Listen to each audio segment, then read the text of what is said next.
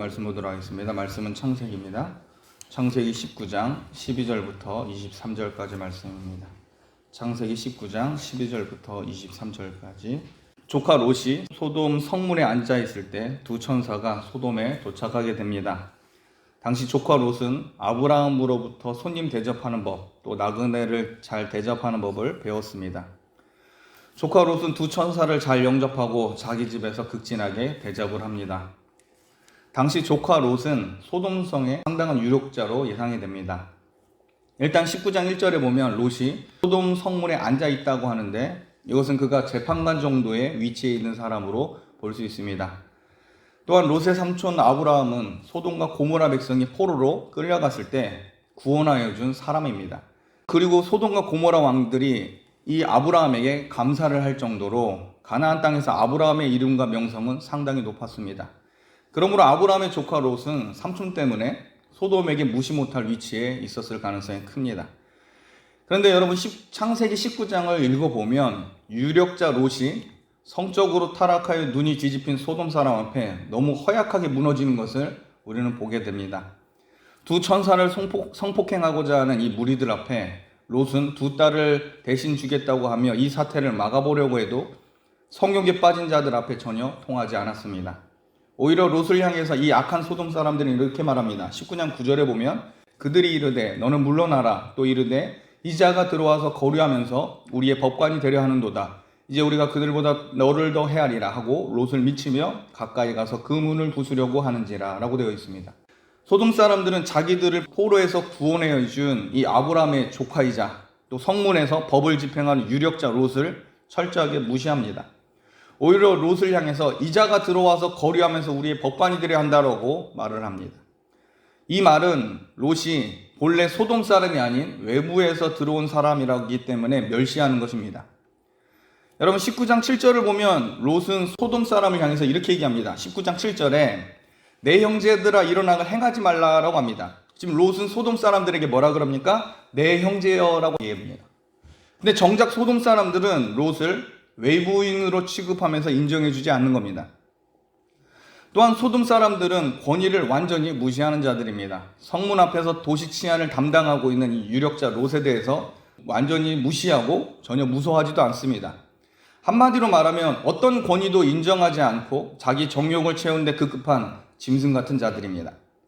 여러분 쾌락의 도시, 자기 정욕을 채우기 위해 모든 법과 규칙을 무시하는 사회의 특징 중에 하나가 권위를 인정하지 않는 것과 관련이 있습니다. 말초신경을 자극하는 쾌락에 중독된 자들은 부모도 법도 도덕도 양심도 막을 수가 없습니다. 그 어떤 권위도 이들의 타락한 본성을 막을 수가 없습니다. 이렇게 더러운 사회의 롯이 살았던 겁니다. 여호와의 동상 같다고 여긴 그 소돔과 고모라가 인간으로서 삶을 살아가는 데 있어서 최소한의 윤리와 도덕과 양심마저도 사라져버린 땅이었습니다. 결국 두 천사는 이 더러운 무리들의 눈을 멀게 만듭니다. 그리고 롯을 불러서 롯에 속한 사람들을 구출하기 위해 서두르라고 말하기 시작합니다. 19장 14절에 이렇게 기록되어 있습니다. 19장 14절에 보면 롯이 나가서 그 딸들과 결혼할 사이들에게 말하여 이르기를 여호와께서 이 성을 멸하실 터이니 너희는 일어나 이곳에서 떠나라 하되 그의 사이들은 농담으로 여겼더라 라고 되어 있습니다. 여러분 19장 8절에 보면 롯이 뭐라고 얘기했냐면 자기에게 남자를 가까이 하지 않는 두 딸이 있다라고 합니다. 자, 그런데 일단 14절에 보니까 롯이 두 딸과 결혼할 사이들이 있다라고 되어 있습니다. 자, 이 부분 가지고 조금 헷갈려 하신 분들이 있어서 미리 설명하는데 일단 14절에 번역을 잘했습니다. 결혼할입니다. 결혼할이라는 단어를 통해서 아직 결혼한 상태가 아니라는 것은 알 수 있습니다. 당시 고대 근동에서는 결혼을 하기 전에 약혼을 먼저 합니다. 그래서 약혼은 결혼과 같은 법적 효력을 가지고 있습니다. 그래서 약혼을 하면 그 남자는 사위라고 불려줘도 맞습니다. 그러나 결혼 전까지는 딸은 아버지 집에 머물러 있어야 했습니다. 그러므로 본문에 나오는 사위들은 지금 롯과 다른 곳에 살고 있는 겁니다. 자, 롯은 딸들과 결혼할 사위들에게 소돔과 고모라의 멸망에 대해서 알려줍니다. 그런데 이 사위들은 롯의 말을 농담으로 여기고 믿지를 않습니다. 14절에 농담으로 여겼더라라고 되어 있는데 다른 말로 해석하면 비웃다, 희롱하다라는 말로 해석할 수도 있습니다. 자, 여러분 이 사건이 언제 일어났는지 한번 생각을 해봐야 됩니다. 지금 이 사건의 배경이 되는 시간대가 언제죠? 밤입니다. 밤중에 천사를 범하기 위해 소돔 사람들이 롯의 집에 쳐들어왔는데, 그리고 롯은 자기 가족뿐만 아니라 이제 사위들을 구원하기 위해서 지금 밤중에 경고를 하러 사위 집에 찾아간 겁니다. 그런데 사위들은 밤늦게 갑자기 찾아와서 하나님의 심판을 말하는 이 장인의 경고를 농담으로 여기고 장인을 무시하고 있는 겁니다. 여러분, 롯은 소돔의 유력자이고 가나안 땅의 유명한 족장 아브라함의 조카입니다. 장인 롯이 밤중에 찾아와서 굉장히 중요한 이야기를 하는데 오히려 장인을 업신여기고 있습니다. 만약 롯이 평상시에 이상한 사람, 원래부터 정신이 나간 소리를 했던 사람으로 평가가 되었다면 그렇게 무시할 수도 있겠지만, 여러분 아시다시피 성문 안에 계속 앉아서 도시의 문제들의 시비를 판결할 수 있는 그런 위치에 있던 사람입니다. 그런데 이 두 사람은 우더른이자 소돔의 유력자 롯에 대해서 아주 예의 없게 대하면서 밤에 자기의 잠자리를 회방한 귀찮은 존재로 취급한 겁니다. 여러분, 세상 사람들이 바로 이러합니다. 하나님의 말씀을 듣고 찾아온 성도와 교회를 향해서 동일한 취급을 할 때가 있습니다. 구원의 소식과 복음을 알려도 믿지를 않습니다. 심판의 메시지와 다가올 하나님의 진노에 대해서 경고를 하면 자기의 안락한 삶을 망치는 불편한 자들로 취급합니다. 여러분, 밤이 깊을 때 하나님의 심판의 경고가 오늘날 이 세대 가운데서 선포되고 있습니다. 이 밤에 깨어서 진지하게 말씀을 듣고 순종을 해야 되는데, 이제 이 밤이 지나 해가 돋을 때 여러분 때는 늦어버리게 됩니다. 창세기 19장 23절부터 25절을 보면 이렇게 되어 있습니다. 롯이 소알에 들어갈 때 해가 돋았더라. 여호와께서 하늘 곧 여호와께서 유황과 불을 소돔과 고모라에 비같이 내리사 그 성들과 온 들과 상에 거주하는 모든 백성과 땅에 난 것을 다 엎어 멸하셨더라 라고 되어 있습니다. 밤에 시작해서 아침이 어떻게 됩니까? 해가 돋을 때 소돔 땅 가운데 유황과 불이 쏟아져 내리는 겁니다. 밤이 지나 해가 돋을 때 여호와께서는 하늘에서 유황과 불을 소돔과 고모라에 비같이 내리셔서 모든 백성과 그 땅에 난 모든 것들을 다 엎어버리고 멸하십니다. 그러므로 밤이 지나기 전에, 구원의 문이 닫히기 전에 성도는 깨어 기도하고 소돔과 고모라와 같은 세상과 결별해야 된다는 겁니다. 19장 15절과 16절에 이렇게 기록되어 있습니다. 동틀 때 천사가 롯을 재촉하여 이르되 일어나 여기 있는 내 아내와 두 딸을 이끌어내라. 이 성의 죄악 중에 함께 멸망할까 하노라. 그러나 롯이 지체하매 그 사람들이 롯의 손과 그 아내의 손과 두 딸의 손을 잡아 인도하여 성 밖에 두니 여호와께서 그에게 자비를 더하심이었더라. 여러분, 롯의 가장 큰 문제는 심판받을 세상에 대한 미련과 지체함입니다. 말씀을 듣고 속히 결별해서 도시 생활을 모두 접고 가야 하는데 롯은 자기가 쌓아둔 명성과 재산과 그 모든 것이 아깝게 느껴졌습니다. 그러자 천사가 롯을 재촉할 뿐만 아니라 지체하고 있는 롯과 아내와 그리고 두 딸의 손을 잡고 인도해서 성 밖까지 끌고 갑니다. 여러분, 16절에 손을 잡아 인도하여 라고 되어 있는데 이 문법적으로 보면 사역형 능동형입니다. 한마디로 천사가 이들의 손을 붙든 것이고 소돔성을 나가도록 강권적으로 힘을 썼다는 의미가 됩니다.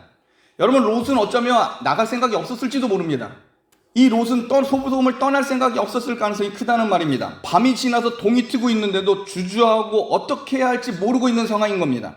그런데 하나님께서 강권적으로 역사하셔서 천사들이 손을 잡고 소돔과 심판받을 이 세상과 강제적으로 단절시켜 주신 겁니다. 여러분, 이게 은혜입니다. 하나님께서 강권적으로 역사하셔서 세상에 머물고 싶음에도 불구하고 그 사람들의 손을 잡아주고 이 사람들을 구원하기 위해서 끌고 내려가시는 겁니다. 롯이 뭔가 깨달음이 있어서 떠난 게 아니라 하나님의 강권적인 역사 은혜가 먼저였습니다. 롯은 소돔의 죄로 인해 고통을 받았던 의인이기는 하지만 여전히 세상을 사랑하고 자기 명성과 도시의 안락함을 삶을 떠나는 것이 너무 아쉬워한 사람입니다. 16절 후반부에 보면 여호와께서 그에게 자비를 더하심이었다라고 되어 있습니다. 이렇게 강권적으로 끌고 데려온 게 하나님의 자비 때문인 겁니다. 세상에 주저앉고 아쉬워하고 있는 롯을 강권적으로 역사하셔서 강제로라도 떠나게 하신 것, 여러분, 이것이 바로 하나님의 은혜임을 믿으시길 바랍니다. 그러나 여러분, 롯이 완전히 구원받은 상태가 아니라는 사실 또한 기억하셔야 됩니다. 롯과 가족들이 생명을 얻기 위해서는 세상과 완전히 결별해야 합니다.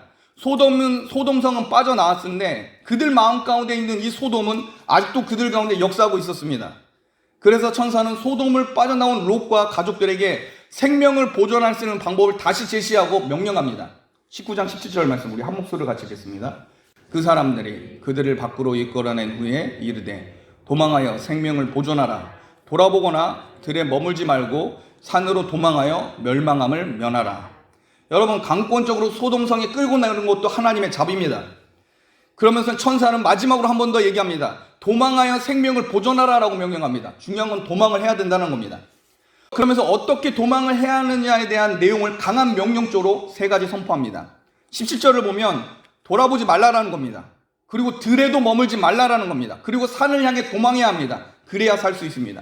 자, 첫째로 돌아보지 말라라고 말하는데 원어상으로 보면 너의 뒤에 관심을 보이지 말라라는 말로 지켜갈 수 있습니다. 뒤돌아보지 말라라는 겁니다.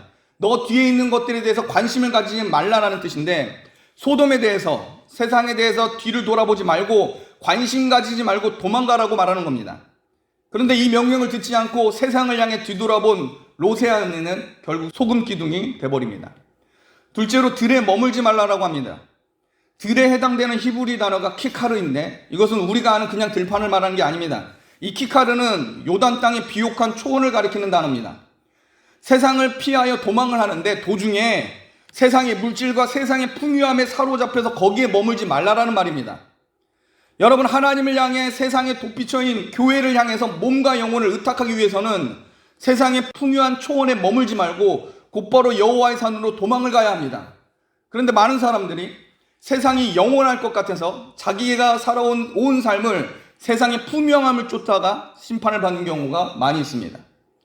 셋째로 산을 향해 가야 됩니다. 하나님의 진노를 피하기 위해서는 산으로 있는 힘을 다해 도망가야 됩니다. 여러분, 산에는 여호와의 성전이 있습니다. 하나님의 교회가 있습니다. 산은 도시로부터 떨어져 있지만 하나님과는 가까운 곳입니다. 교회가 바로 여호와의 산이고 하나님을 찾는 자들의 돋비처가 됨을 믿으시길 바랍니다. 그런데 여러분, 이 롯은 천사의 제안을 거절합니다. 여러분, 19장 18절부터 20절까지 이렇게 되어 있습니다. 롯이 그들에게 이르되 내 주여 그리마옵소서. 주의 종이 주께 은혜를 입었고 주께서 큰 인자를 내게 베푸사 내 생명을 구원하시오나 내가 도망하여 산까지 갈 수 없나이다. 두렵건대 재앙을 만나 죽을까나이다. 보소서, 저 성읍은 도망하기에 가깝고 작기도 하오니 나를 그곳으로 도망하게 하소서. 이는 작은 성읍이 아니니까 내 생명이 보존되리이다 라고 되어 있습니다. 여러분, 롯이 뭐라고 얘기합니까? 하나님의 놀라운 강권적인 은혜를 받았음에도 불구하고 내 주여 그리 마옵소서라고 다른 이야기합니다. 자기는 산까지 갈 수 없다고 말하면서 눈에 보이는 작은 성읍으로 도망갈 수 있게 해달라고 요청합니다. 롯은 산으로 가기를 포기하고 또 다른 작은 도시, 작은 성읍을 택합니다. 여러분, 롯과 같은 교인을 만나면 참 답이 없습니다. 하나님의 자비와 은혜로 하나님의 강권적인 사랑으로 재앙을 피했는데 여전히 도시 생활과 세상의 삶을 유지하고 싶어 하는 겁니다. 세속의 정신이 뼛속 깊이 들어가 있습니다. 이런 사람을 하나님께서는 또 한 번 참으시고 긍휼을 베풀어 주시면서 롯이 하고 싶은 대로 허용하십니다. 21절 22절 우리 한 목소리로 같이 읽겠습니다. 그가 그에게 이르되 내가 이 일에도 내 소원을 들었은즉 내가 말하는 그 성읍을 멸하지 아니하리니 그리로 속히 도망가라. 내가 거기 이르기까지 내가 아무 일도 행할 수 없느라 했더라. 그러므로 그 성읍 이름이 소알이라 불렀더라. 여러분, 구원의 산을 거부하고 작은 도시 소알을 피난처로 삼은 롯은 굉장히 어리석은 사람입니다. 롯이 지금 들여가려고 했던 이 작은 도시가 소알이라고 불려졌는데 원래 이 성읍은 소알이 아닙니다. 원래 벨라라고 불려진 곳입니다. 창세기 14장 2절에 보면 소돔 왕 베라와 고모라 왕 비르사와 아드마 왕 시납과 스보인 왕 세메벨과 벨라 곧 소알 왕과 싸우니라라고 되어 있습니다. 벨라 곧 소알 이렇게 되어 있습니다. 이 벨라라는 뜻이 멸망, 삼킴이라는 뜻을 가지고 있습니다. 왜 이런 이름을 이 성 이름으로 삼았는지 모르겠지만 멸망과 삼킴의 성읍을 지금 롯은 도피처로 삼고 자기의 도시 생활을 유지하려고 했습니다. 여러분, 그렇다면 이 소알 땅에 들어간 롯이 제대로 안식을 누릴까요? 창세기 19장 30절 보겠습니다. 창세기 19장 30절 우리 한 목소리로 같이 읽겠습니다. 롯이 소알에 거주하기를 두려워하여 두 딸과 함께 소알에서 나와 산에 올라가 거주하되 그 두 딸과 함께 굴에 거주하였더니, 여러분, 롯이 소알에 갔습니다. 삼킴의 땅이라고 불리는 그 땅에 들어갔는데 제대로 안식을 못 누립니다. 롯이 소알에 오면서 아내가 소금 기둥으로 되어 죽어버렸습니다. 소알에 왔어도 안식은 없고 두려움만 가득합니다. 너무 두려워서 롯은 두 딸을 데리고 이제 산에 올라가 굴에서 살게 됩니다. 여러분, 하나님께서 천사를 통해 산으로 가라고 했을 때 갔어야 하는 겁니다. 이제야 소알 땅에 머물다가 두려워서 이제야 산에 올라갔는데 제가 볼 때 때는 늦은 겁니다. 그들이 자의로 올라간 산은 비참함과 고독과 죄악의 산이라고 할 수 있습니다. 이 부분은 내일 다루도록 하겠습니다. 여러분 천사가 명령했을 때 그냥 말씀대로 순종해서 그때 곧바로 산으로, 하나님의 산으로 갔으면, 순종해서 산으로 갔으면 어떤 일이 벌어졌을까요? 여러분 창세기 19장 27절 28절 함께 읽겠습니다. 창세기 19장 27절 28절 한 목소리 읽겠습니다. 시작. 아브라함이 그 아침에 일찍 일어나 여호와 앞에 서 있던 곳에 이르러 소돔과 고모라와 그 온 지역을 향하여 눈을 들어 연기가 온기가마의 연기같이 치솟음을 보았더라. 여러분, 아브라함이 아침 일찍 일어나 소돔과 고모라를 한눈에 보는 곳, 과거 여호와와 함께 이야기하였던 곳, 그곳에 서 있습니다. 전에도 제가 설교했지만 아브라함이 거하고 있는 헤브론은 높은 고산지대입니다. 산이 있는 곳이라는 말입니다. 산에서 소돔과 고모라를 아브라함이 보고 있었습니다. 만약 롯이 하나님 말씀대로 산을 향해서 순종하는 마음으로 뒤도 보지 않고 달려갔다면 소돔과 고모라의 심판을 지켜본 아브라함을 만날 수 있을 가능성도 굉장히 큽니다. 자기를 북쪽 왕들로부터 구해준 그 삼촌 아브라함을 만날 수 있었을지도 모릅니다. 말씀을 마치겠습니다. 여러분, 칠흑 같은 밤중에 수많은 죄인들이 소돔과 고모라 때처럼 악을 행하고 있습니다. 의인을 멸시하며 어떤 권위도 인정하지 않고 있습니다. 판관도 유력자도 그 어떤 공권력도 아나무인이 되어버린 무질서한 세계로 점점 오늘날 이때도 변해가고 있습니다. 약육강식이 판을 치고 우선을 멸시하는 것이 자연스러운 일이 되어버릴 때 하나님의 심판이 가까이 오고 있음을 우리는 봐야 합니다. 그리고 소돔 같은 세상에 대해서는 여러분 뒤도 쳐다보지 않고 이 땅에서 쌓아올린 명상과 재물에 대해서 미련을 두지 마셔야 합니다. 마치 그것이 영원할 것이라고 착각해서는 안 됩니다. 오직 여호와의 산으로 부지런히 가까이 나오셔야 합니다. 세상의 풍요한 초원에 머물지 마시고 주님의 성전이 있는 교회로 나오셔서 구원자 되신 우리 주님을 만나시는 은혜가 있길 바랍니다. 이런 일을 사모하며 하나님의 말씀에 귀를 기울이는 깨어있는 성도가 여러분이 되시길 주님의 이름으로 축복합니다. 기도하겠습니다.